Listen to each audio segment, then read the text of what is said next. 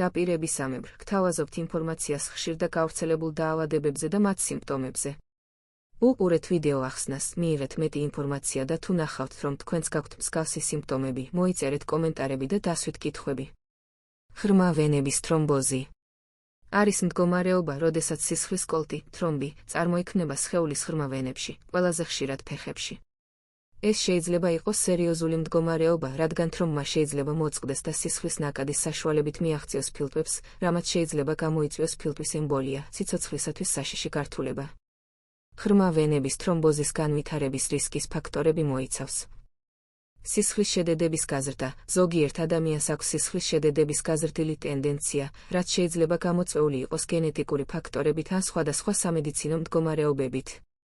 ვენური სისხლის ნაკადის შეფერხება. ვენებში სისხლის ნელი მოძრაობა ხელს უწყობს თრომბის წარმოქმნას. ეს შეიძლება გამოწვეული იყოს ხანგრძლივი უმოძრაობა, მაგალითად ხანგრძლივი მგზავრობა, თვითმფრინავით, ავტობუსით ან მანქანით, ხანგრძლივი წოლითი რეჟიმის ავადმყოფოში ან ოპერაციის შემდეგ. ვენების დაზიანება, ვენების ტრავმა, ქირურგიული ოპერაცია ან ინტრავენური ინექცია. ვარიკოზული ვენები, ფეხების ვენების გაფართოება და დაზიანება. სხვა რისკ ფაქტორები. ასაკი, 60 წელს გადაცილებულ ადამიანებს უფრო მეტი რისკი აქვთ. ჭარბი წონა ან სიმსუქნე, ზედმეტი წონა ზრდის წნევას ვენებზე. ორსულობა, ორსულობისას იზრდება სისხლის შედედების რისკი. ჰორმონალური კონტრაცეპტივები ან ჰორმონჩანაცვლებითი თერაპია, ზრდის სისხლის შედედების რისკს.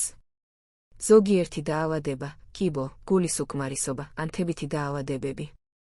მოწევა, აზიანებს სისხლძარღვებს. გენეტიკური მიდრეკილება, ოჯახური ისტორია თრომბოსთან.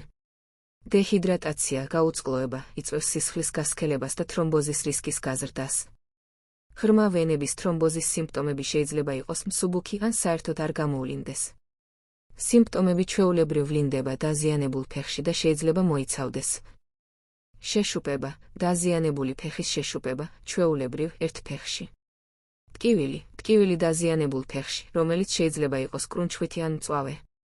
სიცითლე ან სითბო, კანის სიცითლე ან სითბო შეხებისას დაზიანებულ ადგილას.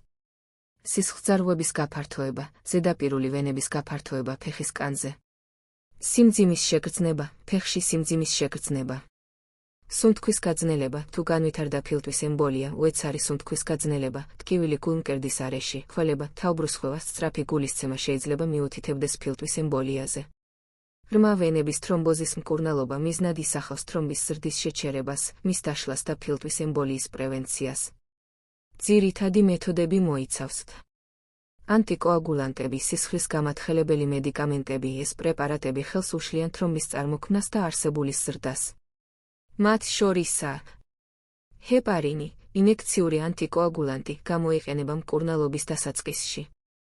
ვარფარინი, ტაბლეტირებული ანტიკოაგულანტი, საჭიროებს სისხლის შედედების მუდმივ მონიტორინგს. ახალი ორალური ანტიკოაგულანტები, როგორიცაა რივაროქსაბანი, აპიქსაბანი, დაბიგატრანი, ედოქსაბანი, ეს პრეპარატები უფრო მოსახერხებელია, რადგან არ საჭიროებენ სისხლის მუდმივ მონიტორინგს. თრომბოლიზური თერაპია, ფიბრინოლიტიკები, ეს მედიკამენტები ეხმარება თრომბის სწრაფად დაშლას, მაგრამ გამოიყენება მხოლოდ მძიმე შემთხვევებში და ფილტვის ემბოლიის დროს. კომპრესიული წინდები, ხელს უწყობენ შეშუპების შემცირებას და სისხლის ცირკულაციის გაუმჯობესებას. გამოიყენება როგორც მკურნალობის, ასევე პროფილაქტიკის მიზნით. ქვედაღრუ ვენის ფილტრი, სპეციალური მოწყობილობა, რომელიც თავსდება ვენაში, რათა შეაჩეროს თრომბის მიგრაცია ფილტვებში. ეს მეთოდი გამოიყენება იმ პაციენტებში, რომლებსაც აქვთ ანტიკოაგულანტების მიღების უკუჩვენება ან განმეორებითი თრომბოზის რისკი. სამკურნალო მედიკამენტების ჩამონათვალი და საშუალებები. ინექციური ანტიკოაგულანტები, ჰეპარინი, დაბალმოლეკულური ჰეპარინები, როგორიცაა ენოქსაპარინი, დალტეპარინი. პერორალური ანტიკოაგულანტები. ვარფარინი სხვადასხვა ბრენდული სახელწოდებით.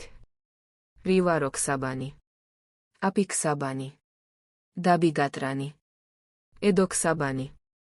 თრომბოლიზური პრეპარატები, ალტეპლაზა, ტენექტეპლაზა. ტკივილგამაყუჩებლები, პარაცეტამოლი, იბუპროფენი, სიმპტომების შესამსუბუქებლად. რჩევები. აქტიური ცხოვრების წესი, რეგულარული ვარჯიში და მოძრაობა ხელს უწყობს სისხლის ცირკულაციის გაუმჯობესებას. წონის კონტროლი, ჭარბი წონა ზრდის თრომბოზის რისკს. უმოძრაობის თავიდან აცილება, ხანგრძლივი მგზავრობისას ან წოლითი რეჟიმის დროს ყოველ საათში ადექით და გააკეთეთ ფეხების მოძრაობები. სითხის ადეკვატური მიღება, დეჰიდრატაცია ზრდის სისხლის შედედების რისკს, ამიტომ აუცილებელია საკმარისი სითხის მიღება. მოწევის თავის დანებება, მოწევა აზიანებს სისხლძარღვებს და ზრდის თრომბოზის რისკს.